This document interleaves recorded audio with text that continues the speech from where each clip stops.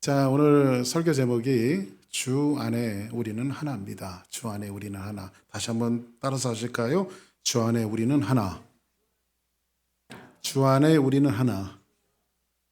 자, 지난주일은 이제 특별한 감사절을 맞이해서 여러분들의 감사절을 말씀을 전했습니다. 그래서 여러분들이 살짝 잊어버리셨을까봐 이제 오늘 41번째 사도행전 강해를 하면서 지지난주에 이야기했던 그 대목은 이런 대목이었죠. 바울이 에베소라고 하는 지역에서 3년 동안을 사역을 합니다. 그리고 이제 그 교회의 장로들과 사역자들과 함께 눈물의 작별을 하고, 그리고 이제 그 교회 에베소에 있는 사람들도 꼭 가셔야만 합니까? 라고 하는 이러한 부탁에도 만류하고, 결국은 바울은 성령에 매여서, 그러니까 바울이 걸어가는 것은 자기 의지로 가는 것이 아니라 성령에 매여서 이제 예루살렘으로 가게 되어지는 것을 볼 수 있습니다. 이제 사도 바울은 이방의 사역을 마치고 이제 복음의 발원지며 복음의 시작이 되어졌던 예루살렘을 향해서 이제 올라갑니다. 근데 예루살렘을 향해서 올라갔는데 성경에 보니까 이제 두로를 떠나 이제 항해를 해서 배를 타고 다 마치고 돌레마이에 이르러 형제들에게 이제 안부를 묻고 그들과 함께 이제 하루를 지내다가 어디로 가냐면 그 이튿날 떠나서 가이사랴에 이르러 이렇게 말합니다. 이제 가이사랴까지 왔으면요, 사도 바울이 예루살렘 거의 다 온 겁니다. 이제 예루살렘 가까이 이르렀어요. 그런데 이 가이사랴에 이르렀을 때에 7 집사 중 하나인 전도자 빌립의 집에 들어가서 머무니라 이렇게 말합니다. 그러면 사도 바울이 예루살렘 근처에 와서 가이사랴에 이르렀을 때 누구의 집에 유숙하게 되어졌어요? 누구의 집에? 빌립 집사님의 집에 유하게 되어집니다. 자, 그러면 여기서 이제 좀 한 가지 좀 생각해 봐야 할 것이, 빌립 집사님과 사도 바울이 빌립 집사님의 집에 가서 유숙하는 것이 이게 좀 이렇게 어색한 만남인가 아주 반가운 만남인가 한번 생각해 봐야 합니다. 왜 그러냐면 이제 예루살렘 교회가 부흥하며 막 사람들이 인산인해를 이루고 부흥할 때에 이제 사도들이 늘 구제를 하는 겁니다. 이제 사람들이 헌금을 하면 그걸 가지고 가난한 사람들에게 나눠주는 구제를 하다가 이제 사도들이 아예 안 되겠다. 우리가 말씀을 전하는 일에도 바쁜데 이렇게 구제하는 일들을 우리가 하다 보니 안 되겠다. 그러면 우리 교회 안에서, 예루살렘 교회 안에서 성령 충만하고 교회의 본이 되어지고 사람들에게 칭찬받는 7을 세워서, 7 집사님을 세워서 그 일들을 감당하게 하자라고 해서 초대교회에 7 집사님을 세우는데 그 중에 하나가 오늘 나오는 빌립 집사님이라고요. 근데 사도 바울은, 우리식으로 이야기하면 사도 바울은 목회자가 되어지고 목사가 되어지고 사도가 되어지기 전에 사도 바울의 전적이 있었죠. 그 전적은 뭐죠? 예수 그리스도를 믿는 사람들을 핍박하는 일이었어요. 예수님이 십자가에 못 박혀 돌아가시고 나서 예수님 다음에 첫 번째 순교했던 사람이 사도들도 아니었고 예수님의 제자들도 아니었고 또 어떤 다른 목회자들도 아니었고, 첫 번째 순교한 사람이 누구냐면 바로 7 집사님 중에 가장 핫하게 여러분들에게 유명하게 알려진 스데반 집사님입니다. 스데반 집사님은 순교 1호예요. 그런데 이 스데반 집사님과 빌립 집사님은 어떤 사이일까요? 한 교회 안에서 한 교회를 섬기다가 첫 번째 집사님으로 안수받아 안수동기죠. 그 교회에서 아주 돈독하고 친구처럼 한 교회를 섬기고 복음을 전하는 아주 돈독한 사이였을 것 같아요. 그런데 어찌됐든 스데반 집사님을 죽게 한, 순교하게 한 장본인이 누구예요? 바로 이 바울이라고 하는 사울입니다. 오늘 이 성경에 나와 있는 이 바울이라고 하는 사울이 스데반 집사님을 순교하고 돌로 쳐서 죽이는데 가장 앞장섰던 사람이 누구예요? 바로 바울이란 말이에요. 근데 이 사람이 지금 예루살렘의 근교에 와서 가이사랴에 이르러서 어디의 집에 들어갑니까? 빌립의 집에 들어가요. 한번 따라하겠습니다. 좀 뻔뻔한 거 아닙니까? 그렇죠? 저 같으면요, 제가 그 바울 같은 입장이면, 아이고, 내가 저 사람 친구를 죽이는데 과거에 앞장섰는데 내가 배려기도 낯짝이 있지 어떻게 들어가 하면서 거기를 살짝 피해서 전 도망갔을 것 같아요. 어찌 보면 빌립과 바울의 만남은 굉장히 불편한 만남입니다. 근데 바울은 가이사에 이르러서 지금 빌립의 집에 들어갑니다. 뻔뻔스럽게. 자, 그러면 세월의 흔적이 그런 것들을, 그런 아픈 기억들을 머물게 했을까요? 아니면 야, 그냥 우리 과거에 있었던 일 없던 일로 하자 하면서 그렇게 하기로 했을까요? 뭐가 이 사람들을 가능하게 옛날에 그 전적도 있고 한 사람을 죽인 살인자고 빌립의 친구를 죽인 이 살인자로서 또 보고 이 사람들이 둘이 한 집에서 유하게 되어지는 것이 무엇이 가능하게 만들었을까? 이 사람들을 하나가 되어지고 이 사람들을 만남을 갖게 되어진 것을 뭐가 가능케 했을까요? 하나밖에 없습니다. 예수 그리스도에 대한 복음. 할렐루야. 그래서 우리는 복음에서 우리는 하나입니다. 아멘입니까? 2025년도를 보내면서 저는 설교 준비를 하면서 우리 인간사를 지내면서 참 불편한 만남들이 참 많은 것 같아요. 특히 이민 생활하다 보니까요. 저는 여기에서 이제 이민 목회도 이제 여기서 26년 동안을 목회하다 보니까요. 이제 파사데나에서부터 목회를 시작해서 이제 지금까지 한 26년 우리 주사랑교회가 왔는데 저희 주사랑교회에 거쳐간 교인들이 아마 다 남아있다면 우리 교회는 한 좋게 1000명은 넘는 교회입니다. 그때 많은 사람들이 주사랑교회를 스쳐 지나갔어요. 많은 유학생들도 많은 사람들도. 근데 거기에는 스무스하게 그냥 왔다가 교회를 떠나는 사람도 있었고 어떤 사람은요. 제 마음을 너무 아프게 하고 떠나간 이들도 있었고요. 제가 그래서 어떨 때는요. 옛날에 한 10여 년 전에는 제가 목회를 그만두려고 했으니까 얼마나 제 마음을 아팠는데 내가 이렇게 해서라도 목회를 해야 되는가. 그래서 저희 집사람하고요. 그냥 한국으로 나가버렸어요. 그냥 목회 안 할 작정으로요. 제가 우리 부목사님한테 내가 혹시 안 오면 네가 여기 교회를 해라. 그러면서 근데 제가 한국으로 나가버렸어요.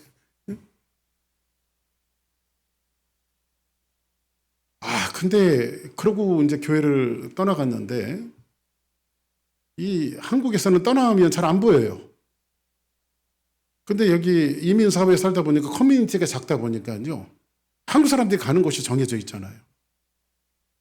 한국 식당에 가서 식사하는데 불편한 만남이 저기서 식사를 하고 있는 거예요. 이게 밥이 코로 들어가는지 입으로 들어가는지도 모를 정도로 가슴이 막 벌렁벌렁거리고. 가끔 제 집사람이 이제 바쁘니까 나 이제 갈 시간이 없으니까 당신이 시장 좀 몇 가지 받아달래. 그러니까 뭐 저희 집사람이 또 주님 다음에 부주님 아닙니까? 그러니까 부주님이 시키니까 제가 이제 카트를 몰고 H마트로 가다 보면요. 불편한 만남들이 앞을 걸어가고 있어요. 분명히 보면 반가운 얼굴인데 분명히 보면 우리 교회 한 그룹 안에서 정말 좋았던 시절이 있었던 사람인데 또 만나게 되어지면서 불편한 만남 속에서 우회해서 피해가는 이런 만남들이 과연 저만 있을까요? 이민생활 하다 보니까 이런 만남들이 우리 안에 있습니다.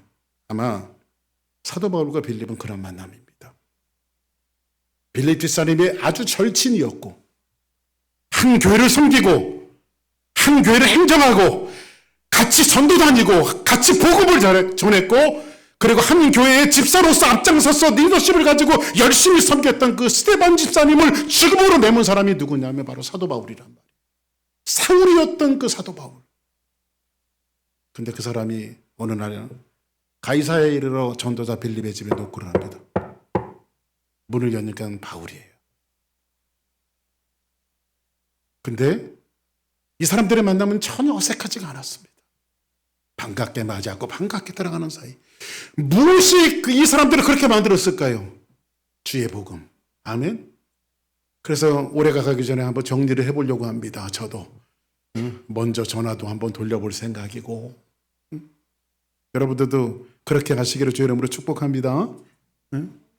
또 이렇게 마음 상한 사람이 있으면 전화하세요. 그냥 우리 다 천국 가면 만날 텐데. 할렐루야. 자, 아무튼 이 사도 바울이 이제 예루살렘에 올라가면서 빌립 집에 거하는 첫 번째 불편한 만남이 결국은 복음 안에서 주 안에 우리는 하나였다라고 하는 것이 첫 번째 키워드입니다. 그러면 빌립이 이제 예루살렘에 올라갑니다. 예루살렘에 올라가는데 사실은 빌립이 예루살렘에 올라가는 것을 사람들이 말리는 사람들이 굉장히 많아요. 이 빌립 집사님에게 딸이 넷이 있었거든요. 근데 얼마나 하나님의 은혜와 은사가 임했던지 이 네 딸은요, 예언을 하는 사람이에요. 하나님의 예언을 합니다. 한번 볼까요? 자, 그에게 딸 넷이 있으니 처녀로 예언하는 자. 이 빌립 집사님이 이 딸들이 넷이 있는데 이 사람들은 결혼도 안 했는데 얼마나 하나님의 은혜가 입었던지 이 예언을 하는 사람이에요. 이 네 딸이 뭐라고 말하냐면, 바울 목사님, 예루살렘에 올라가면 당신 죽습니다. 올라가지 마세요. 하나님이 나한테 그렇게 얘기하셨어요. 그러면 이런 얘기를 들으면 올라가야 됩니까? 말아야 됩니까? 올라가지 말아야 되잖아요. 거기에 또 아가보라고 하는 선지자가 있었는데 한번 볼까요? 여러 날이 시작. 여러 날 머물러 있더니 아가보라 하는 한 선지자가 유대로부터 내려와. 자, 아가보라고 하는 선지자가 유대로부터 지금 바울에게 왔습니다. 우리가 와서 바울의 띠를 가져다, 바울이 묶는 이 띠를 가져다가 퍼포먼스까지 합니다. 이 띠로 당신을 결박하고 묶고, 그래서 예루살렘에서 유대인들이 이같이 당신의 띠 임자를 결박해서 이방인의 손에 넘겨줄 것입니다. 당신 거기 가면 죽습니다. 그랬더니 12절에 뭐라고 이야기하죠? 한번 볼까요? 시작. 우리가 그 말을 듣고 그곳 사람들과 더불어 바울에게 예루살렘으로 올라가지 말라 권하니. 자, 그럼 바울이 예루살렘에 올라가야 되겠어요? 올라가지 말아야 되겠어요? 올라가지 말아야 되잖아요. 그런데 사도 바울은 뭐라고 말하냐면, 바울이 대답하되 여러분 어찌하여 울어? 사람들이 울면서 말렸어요. 내 마음을 상하게 하는 자, 나는 주 예수의 이름을 위하여 결박당할 뿐만 아니라 예루살렘에서도 죽을 것을 각오하였노라. 이렇게 말합니다. 자, 사도 바울이 어떤 사람이었습니까?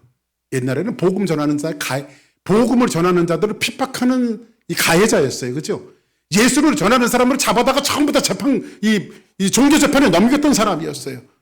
다마스코라고 하는 이 다메섹까지 올라가서 사람들을 체포하다가 처음부터 예수님을 증거하는 사람을 잡는 사람이었어요. 그런데 이 사람이 이제 복음에 앞장서는 사람이 되었어요. 아멘.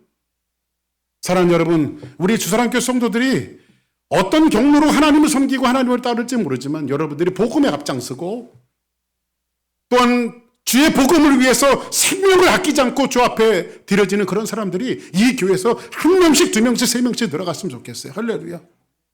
저는 목을 걸었습니다. 할렐루야. 여러분들이 믿든지 말든지 저는 목을 걸었어요. 하나님의 복음 앞에. 그리고 사도 바울은 예루살렘으로 올라갑니다. 자, 예루살렘에 올라갔더니 한번 17절에 이제 한번 14절 먼저 보겠습니다. 시작. 그가 권함을 받지 아니하므로 우리가 주의 뜻대로 이루어지이다 하고 그쳤노라. 사도 바울이 이제 올라가지 말라고 해도 고집을 피우니까 그러면 주의 뜻대로 이루어지십시오 하고 예루살렘으로 올려보내는데, 자, 여기서 이제 17절 볼까요? 시작. 예루살렘에 이르니 형제들이 우리를 기꺼이 영접하거늘. 자, 예루살렘에 사도 바울이 이뤘을 때 형제들이 기꺼이 누구를 영접합니까? 기꺼이라고 하는 것은 아주 흔쾌히 사도 바울을 영접합니다. 자, 그러면 한 가지 우리는 질문 하나를 던져야 됩니다. 왜 사도 바울이 다 말리는데, 예루살렘에 올라가는 것은 다 말리는데 왜 굳이 그 예루살렘으로 올라가야만 했을까요? 저는요, 여러분들이 말리면요, 살짝 그래요, 그냥 안 가도 되겠죠 하면서 저는 빠질 텐데, 사도 바울은 왜 목숨을 걸고 예루살렘에 꼭 가야 했을까요? 성경은 사도행전은 나와 이 사도행전의 24장에 가면 이것을 살짝 우리에게 힌트를 주고 있습니다. 24장 좀 넘어가서 볼 건데 24장 17절 시작. 여러 해 만에 내가 내 민족을 구제할 것과 재물을 가지고 와서. 자, 보세요. 사도 바울이 여러 해 만에 지금 예루살렘을 방문하는 거예요. 근데 예루살렘에 굳이 목숨을 걸고 올라가야 할 목적이 뭐냐면 뭐를 하기 위해서 그래요? 구제하기 위해서. 재물을 가지고 와서 사도 바울이 그러니까 뭔가 재물을 가지고 지금 예루살렘에 올라가는 겁니다. 누구를 구제하기 위해서? 사실 예루살렘 교회를 구제하기 위해서 가는 겁니다. 여러분, 그러니까 교회가 복음을 전하는 일도 있지만 오늘도 이제 우리 필리핀 뭐 선교 보고도 하고 그랬습니다만은 이렇게 구제하고 나누는 일들은요 정말 하나님이 원하시는 일들이에요. 여러분들이 여러분 삶 속에서 가능만 하시면요 여러분들이 어떻게 풍족해질 수 있냐면요 자꾸 흘려보내시기 바랍니다. 나누세요. 제가 이제 저희 어머니가 이제 소천하시고 장례식을 치렀는데 저희 어머니 그 교회는 저희 어머니가 개척해서 세우신 교회거든요. 여러 목사님들이 이제 지나가고 지금은 여성 목사님이 여자 목사님 한국의 침례교는 여성분도 안수를 세워서 안수를 하기 때문에 여자 목사님이 오셔서 이제 거기 담임 목사를 하고 계십니다. 그래서 이제 저하고는 별로 교제가 그 교회로 오신 지 한 3년 4년 정도 됐을까요? 그런데 이제 오셔서 거기서 사역을 이렇게 하고 계십니다. 근데 오셔갖고 이제 장례식, 입관 예배, 그 다음에 발인 예배, 뭐 하간 예배 이런 거 다 이렇게 하시면서 이 목사님이 저희 어머니하고 한 3년 정도 같이 신앙생활을 하셨는데 뭔 그렇게 정이 많이 드셨는지 그렇게 예배를 집례할 때마다 그렇게 우시는 거예요. 목사님이. 그래가지고 아유, 그래도 목사님 따뜻한 분이 오셨구나 하면서 좋은 마음으로 이제 대하고 있는데 이제 목사님이 이제 설교를 하시면서 저희 어머니 행적에 대해서 이렇게 말씀하시는데 저희 어머니는요, 이제 저도 이제 가끔 이제 한국에 나가면 이제 어머니 용돈을 좀 드리고 오잖아요. 용돈을 드리고 오면서 항상 그러거든요. 어머니 어디 가서 얻어 잡수지만 마시고 이 돈 갖고 밥도 사서 좀 드리시기도 하고, 응? 그렇게 하세요. 이제 그러면서 이제 어머니한테 용돈을 드리고 제가 이제 저희 어머니 어카운트를 여기서 열어볼 수가 있어요. 저희 어머니가 밸런스가 얼마나 남았나 이런 것들을 여기서 열어볼 수가 있어요. 그래서 저희 어머니 어카운트를 한 번씩 확인하는데 분명히 준 돈을 꽤 드리고 왔는데 용돈을 꽤 드리고 왔는데 밸런스가 없어요. 그래서 하루는 제가 이제 한국에 나갔던 길에 그랬습니다. 아니 어머니 용돈도 드리고 저희 어머니가 이제 아버지가 국가유공자기 때문에 보훈수당도 나오고 국민연금도 나오고 뭐 이런 적지 않게 그래도 뭐 100만 원까지는 아니지만 뭐 한 7, 80만 원 이렇게 한 달에 나오고 또 자식들이 용돈 주고 막 그러니까 저희 어머니가 노인분이 뭐 쓸데없는 부족함이 없거든요.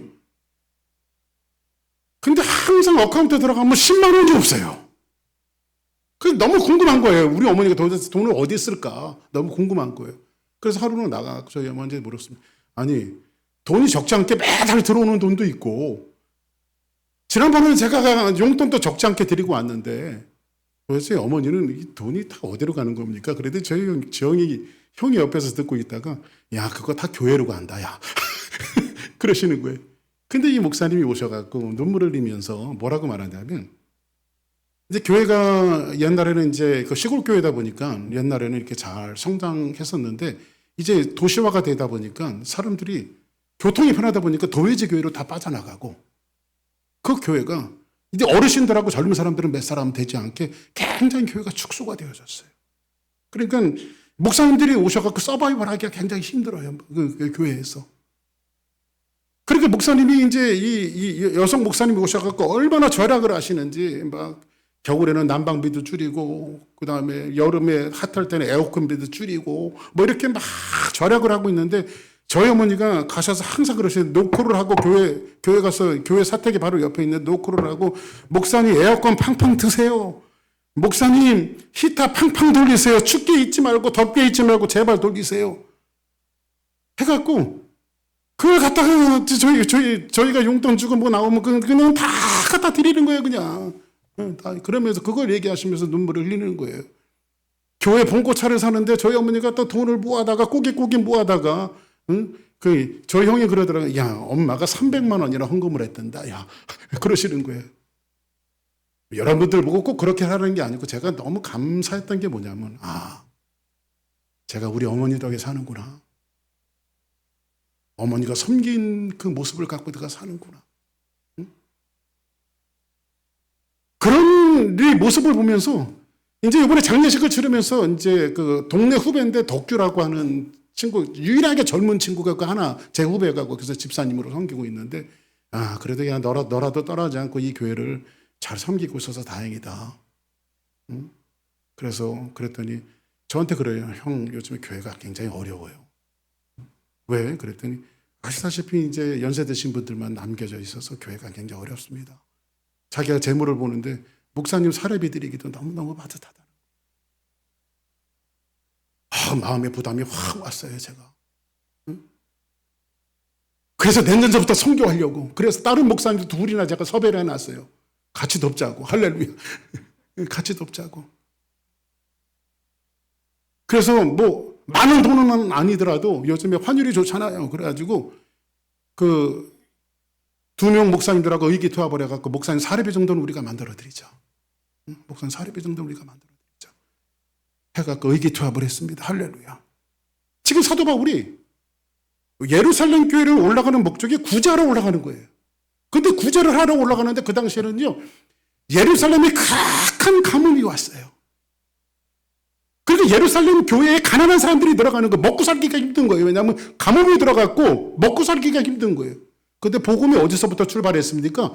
예루살렘 교회에서부터 출발을 했잖아요. 그래서 사도 바울은 복음의 빚진 자로 목숨을 걸고 저 예루살렘 다 올라가지 말라고 하는데도 예루살렘에 올라가는 겁니다. 뭘 가지고요? 돈을 가지고. 그러면 또 하나 퀘스천이 생겼습니다.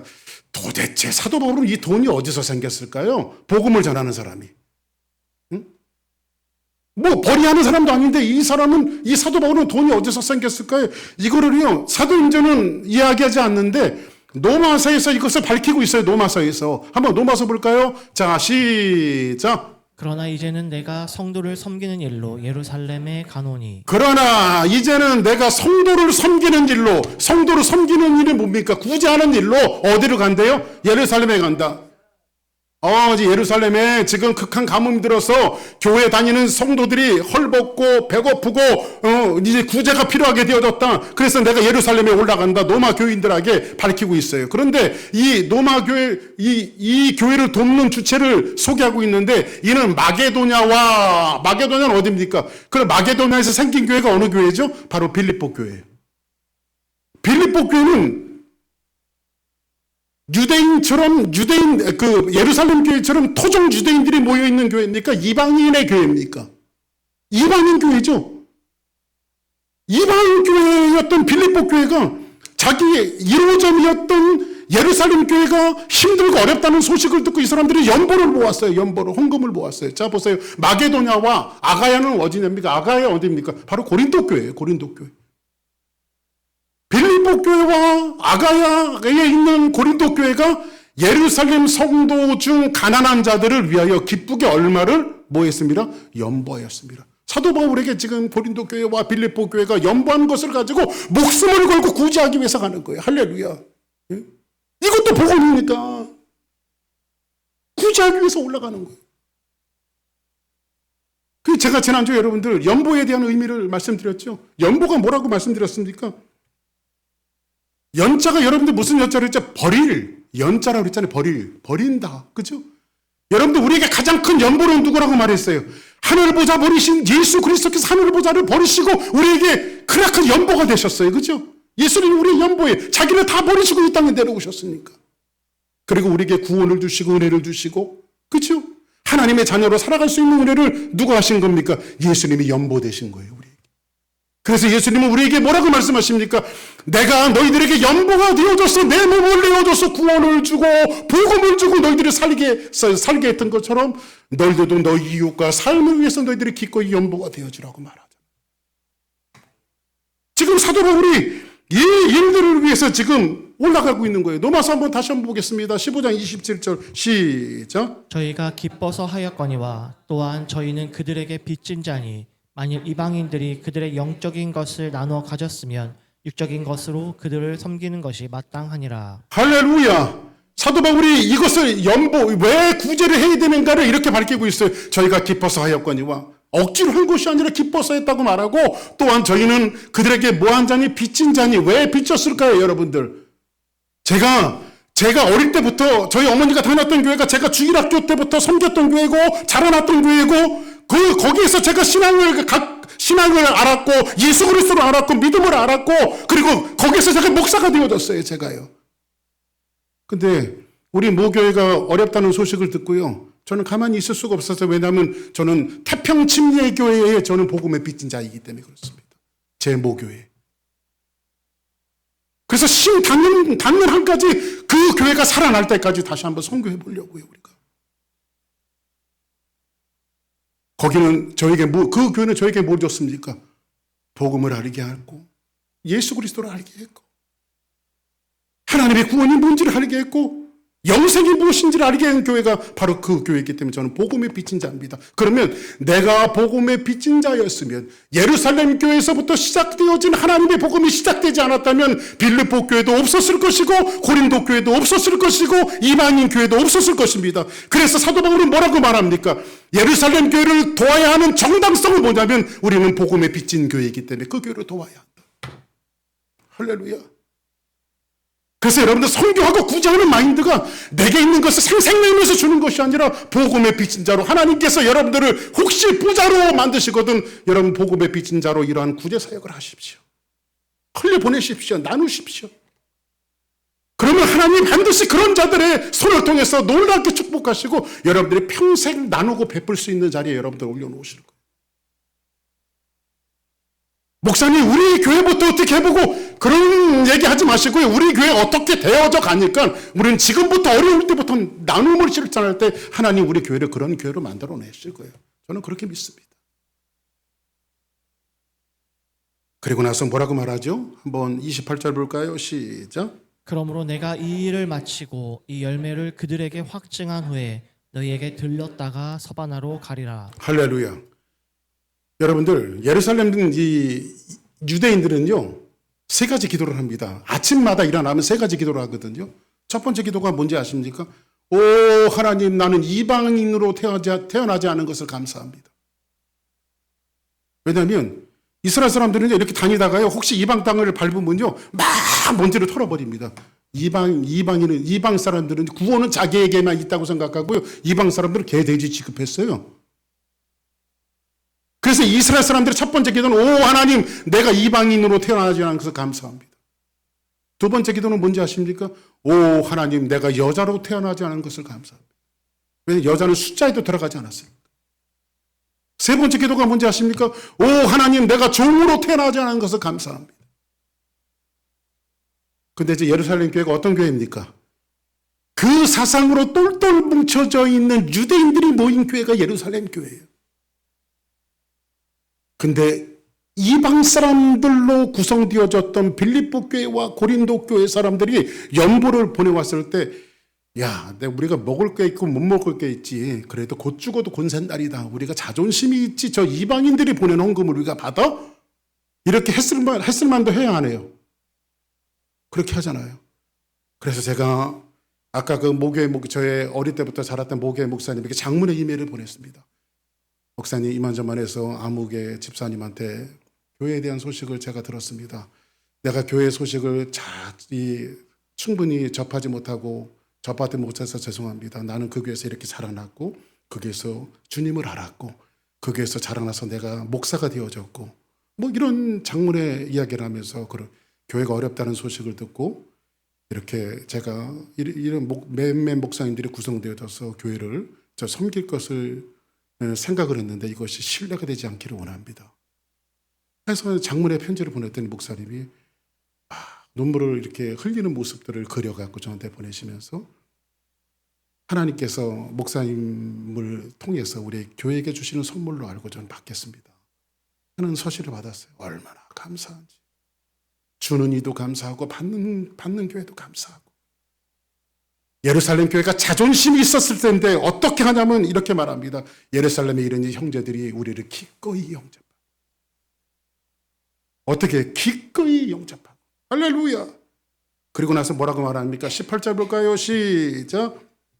바울이 우리와 함께 야고보에게로 들어가니 장로들도 다 있더라. 그 이튿날 바울이 우리와 함께 누구에게로 들어간 야고보, 실질적으로 예루살렘 교회 담임 목사격이죠. 이 야고보는요, 예수님의 제자 야고보가 아니라 예수님의 육신의 동생 야고보를 이야기해요. 제임스.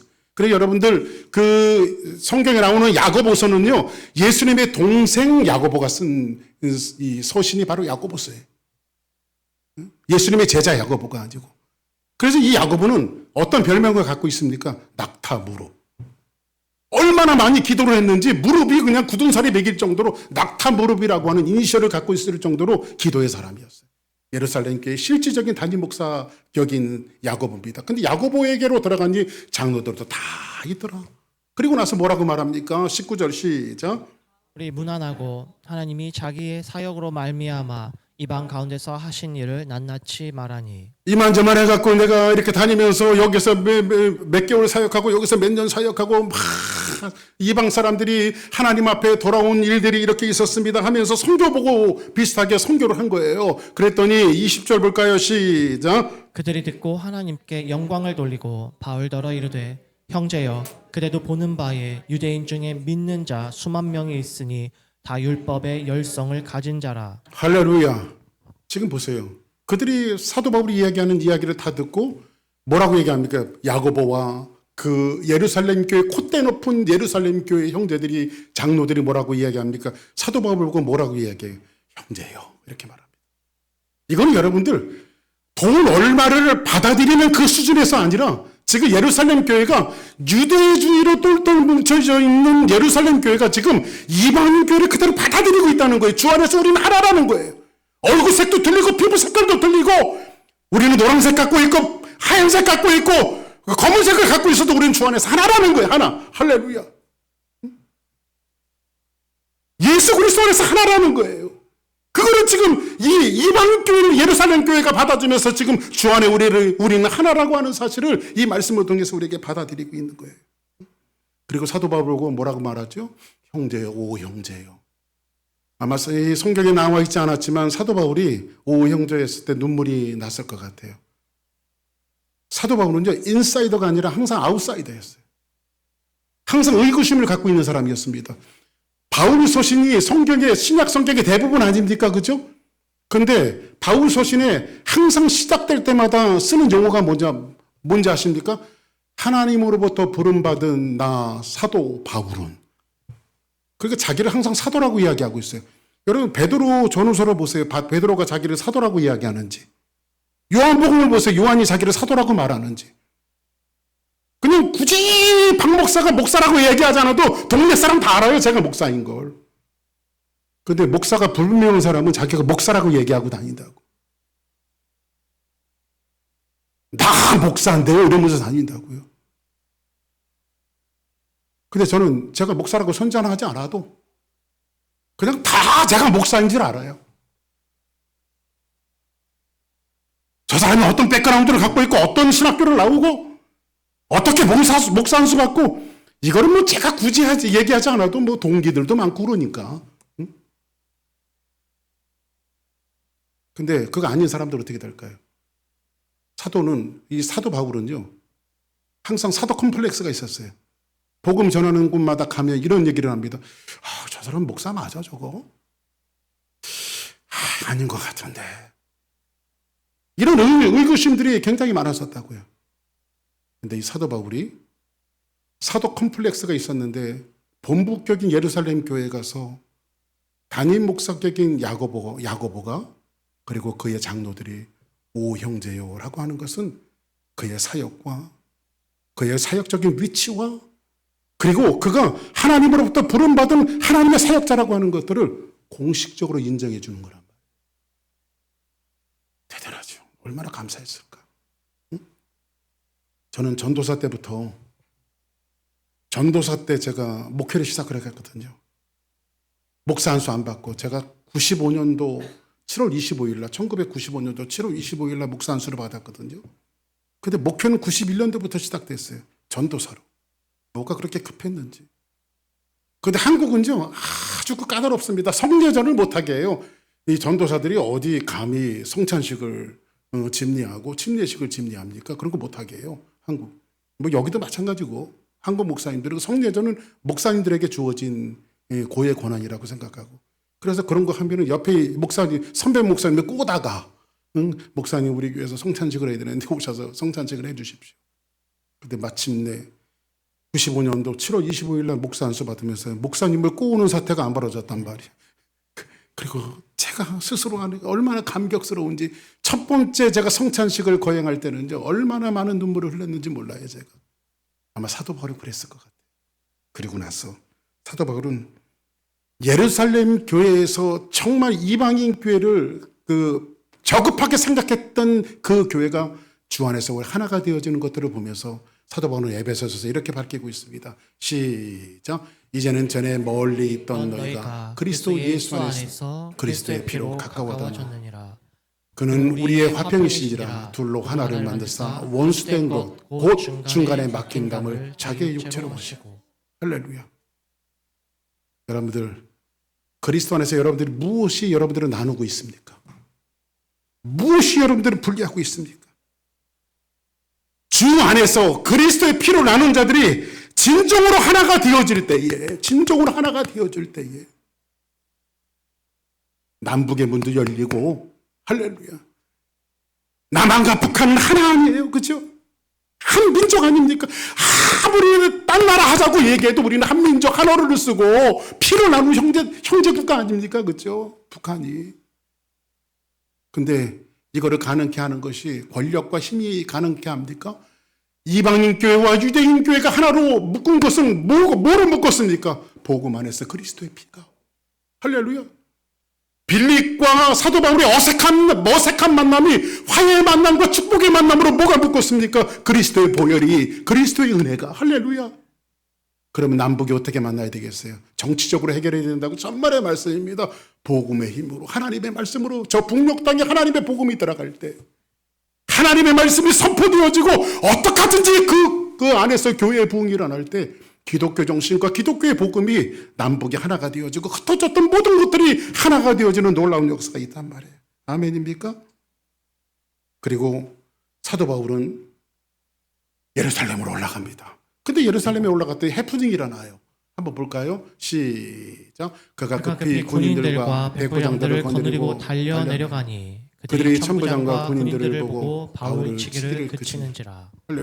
예루살렘에 올라갔는데 사도 바울이 로마 시민권자인지는 모르고 사람들이 잡아다가 사도 바울을 치기 시작합니다. 그때 사도 바울이 여기서 하나 딱 그려져. 나 로마 시민권이요.